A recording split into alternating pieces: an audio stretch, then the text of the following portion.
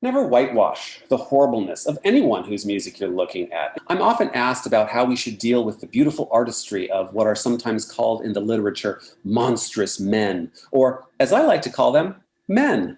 Being open about your own self reflection about these problematic figures will go a long way in helping students. When we sever their personal racist beliefs from them, we are in fact legitimizing the harmful stereotypes. Wagner, of course. Of course, everybody knows Wagner and his horrible hatred of Jews. I often point out how he needed to write a book about his hatred of Jews, Das Judentum in der Musik, in order for us today to call him anti-Semitic. How many 19th century European composers who didn't write books about their hatred of Jews had the same beliefs? Well, I can tell you, Chopin, Liszt, Tchaikovsky, Stravinsky, Webern. The list is very long indeed. There was a deep-seated hatred of Jews and Jewishness in 19th century Europe. It's very similar to the deep-seated hatred of Black people in this country. There were some really not nice figures in this pantheon of whiteness and maleness in the 20th century. Some of were actually not too bad figures. Others were not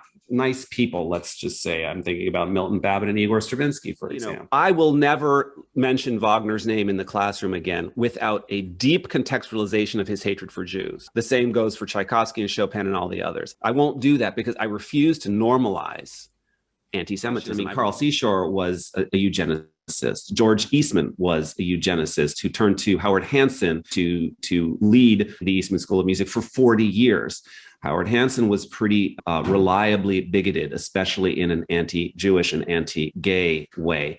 And he was extremely influential in the National Association for Schools of Music. And they were, of course, putting forth European music which was in their mind created by white people. And now I will actually just bring out this is what Milton Babbitt said about Black people. This is what Stravinsky said about Jewish people. I make that part of my teaching now. Whiteness and maleness has always taught us not to. And that's, of course, to preserve and fortify the whiteness and the maleness.